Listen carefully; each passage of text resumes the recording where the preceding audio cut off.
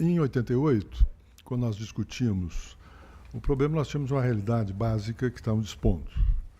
E havia um debate político que foi superado por um grande acordo que foi feito na Constituição, em que havia, de um lado, um grupo que pretendia que a liberdade de expressão deveria ser assegurada nos termos da lei.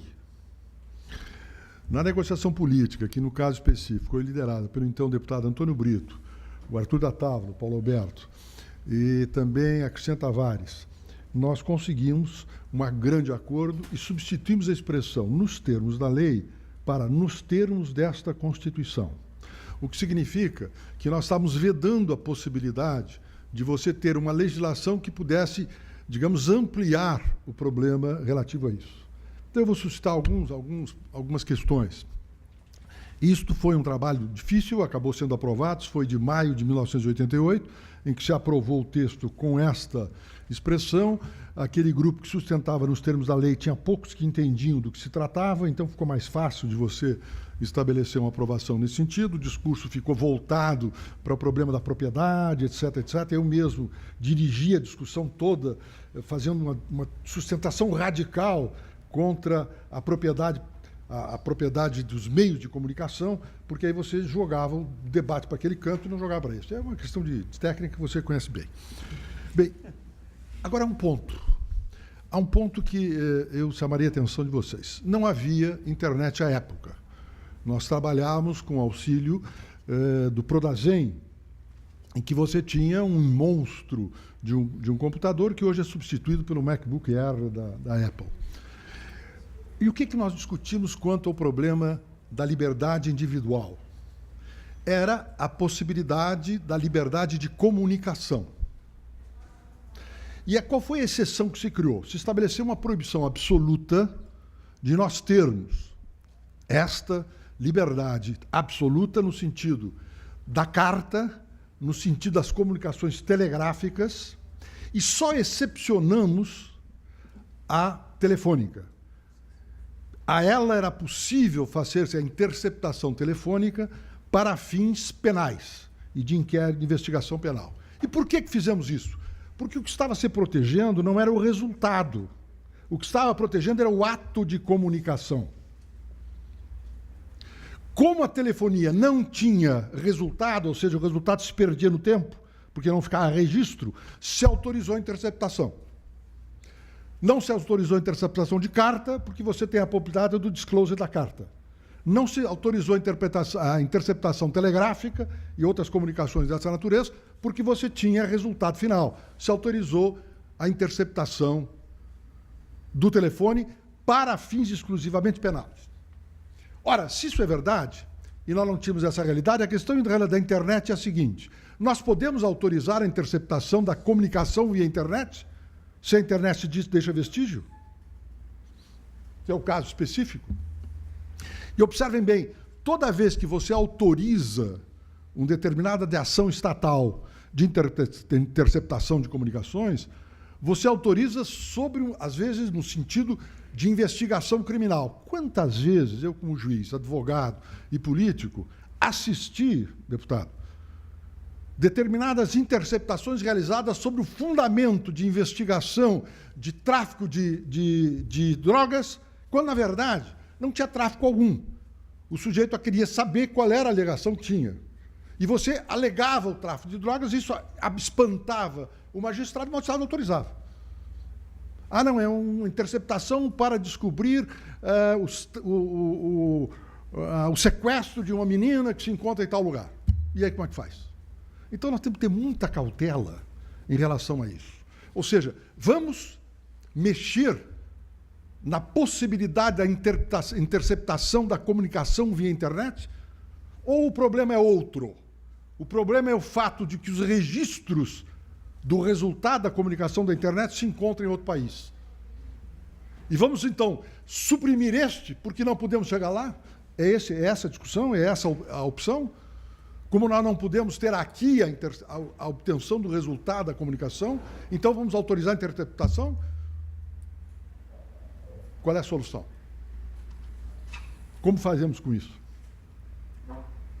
A mesma coisa, deputado, eu observaria em relação àquele problema que o senhor suscitou, em relação ao problema da responsabilidade. O que disse o deputado, pelo que eu entendi, o que disse o deputado é de que não poderia alguém notificar, se dizente ofendido, notificar enfim, o provedor que chama-se, né? O provedor da internet, para ele retirar. O que está na base desse argumento? Está na base desse argumento que você, se estabelecer de que eu, pretenso ofendido, me dirijo com uma notificação ao órgão, sei lá, enfim, ao provedor, e o provedor corre o risco de sofrer uma ação contra mim, minha, de responsabilidade, ele retira. O que está se fazendo? Estaria se erigindo o provedor, de um lado, e o ofendido, do outro, como árbitro da ofensa. Correto? Agora, precisa, deputado, o seguinte, eu concordo plenamente com isso. Agora, o que precisa é deixar claro de que quando você diz que só por ordem judicial, nós precisamos deixar bem claro, porque o que está se fazendo? Está se deslocando o juízo da ofensa para um órgão judicial. Agora, pergunta-se, para se fazer essa decisão sobre a origem, sobre o conteúdo de ser ofendido ou não, eu preciso chamar na discussão o que colocou a matéria na internet? E a discussão se estabeleceria entre o autor da ofensa e o ofendido, não o divulgador, aspas, da ofensa. Se nós exigirmos isso, precisa ficar claro.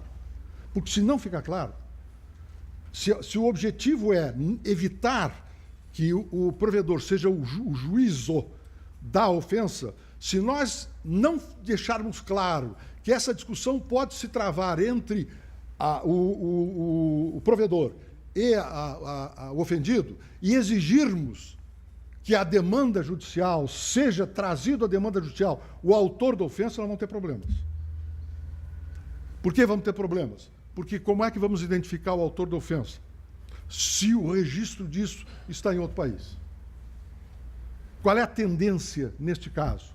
A tendência nesse caso, se não se exigir de que o próprio provedor discuta com o autor, com o ofendido, e o juiz possa avaliar dessa discussão a questão da ofensa, nós teremos uma forma de caminhar. Agora, se exigir que o ofensor seja citado, vai dar problema.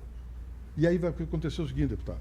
Se a orientação for essa, no sentido daqueles chamados limites subjetivos da coisa julgada, e a necessidade da integração da relação processual com o atingido, porque o atingido será o ofensor, se nós participarmos dessa visão, digamos, tranquila e tradicional, do litígio dessa natureza, nós vamos ter o quê? Vamos ter um efeito no dispositivo de forma a que isso se torne uma rotina. O juiz vai deferir desde logo, porque vê da impossibilidade de citar. Então, seria bom esclarecer muito bem que tipo de integração de relações teria isso, porque senão nós vamos cair no problema dessa natureza. E vejam bem, quando o nosso Pablo referiu a existência do conflito Google-STJ, em que ao Google tem os seus depósitos e os seus registros fora do país, é evidente que não vai se conseguir acesso, porque nos Estados Unidos não se cumpre rogatória. As rogatórias são cumpridas via contratação de escritórios de advogados que, sediados lá, possam fazer o tipo de citação. Antes não tinha esse aspecto. Então, eu tenho a impressão, meu caro, que é fundamental lembrar que uma coisa é a circulação da informação. Outra coisa é a sustentação do informado. E quando se discute esse problema, normalmente tenta-se evitar o conhecimento da informação por força da sustentação do informado. E se mistifica esse problema para se estabelecer que a informação, ou seja, o conteúdo da informação, ou seja, o objeto da informação e a linha do informado, seja vetado. E eu veto isso como? Dificultando a circulação. E isto passa muito claramente, e isto tem que ficar muito nítido, que nesse tipo de legislação que trata desse assunto, deputado, na medida em que nós transferimos para a autoridade reguladora o preenchimento de conceitos amplos como neutralidade da internet, conceitos amplos como a expansão democrática da internet, nós estamos outorgando poder. Porque a técnica de se dar poder discricionário à autoridade é estabelecer expressões vazias de conteúdo. O que nós podemos chamar sobre democratização do processo democrático da internet? Nós podemos pensar de um jeito. Agora, se você estabelece a uma autoridade, ela vai dizer quais são os atos que respondem àquilo. E aí nós vamos ter problema. E vejam, sempre a preocupação dos governos foi tentar obstruir os acessos e as circulações da emissão de opiniões, não só de opiniões, como a circulação da informação. E, principalmente hoje, o volume de informações que você acaba adquirindo nesses sistemas tem um problema, um risco, uma dificuldade. O sujeito é informado, brutalmente informado, mas incapacitado de abstrair, porque está soterrado pela informação, e aí não pensa. Ele vai acabar executando os modelos.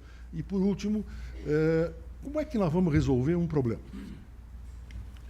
Problema econômico e de financiamento e de uso. Quando você faz uma busca no Google, bota lá a palavra X, você tem uma listagem de índice de acesso, onde é que você chegar. Eu pergunto a vocês, quais são os acessos que nós usamos? No máximo 5 primeiros. Alguém vai ao 35? Não. Logo, estar nos 5 primeiros vale dinheiro. Tem valor de mercado.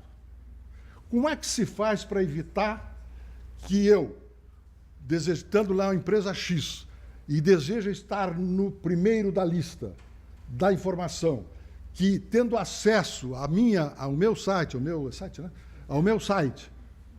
eu indico o número de acesso ao site, isso valoriza o quê? O custo da propaganda que eu posso fazer no interior do site. Ou os senhores acham que não? Como é que a gente trabalha com isso? Como é que nós vamos construir aquilo que é nominado de neutralidade, enfim, de que todos têm o direito de se apresentar, se essa apresentação tem uma fila? Como é que faz pela fila? Porque essa fila vale dinheiro. Se eu estiver como o primeiro da lista, os acessos serão maiores. Se os acessos são maiores, eu estou mais valorizado nos conteúdos que estão lá dentro. Logo, eu negocio uma propaganda com um valor muito mais alto do que aquele que me dá uma propaganda no 35. Se eu estiver no 35 da lista, quem vai pagar a propaganda são os meus parentes e, eventualmente, as minhas namoradas. Muito obrigado.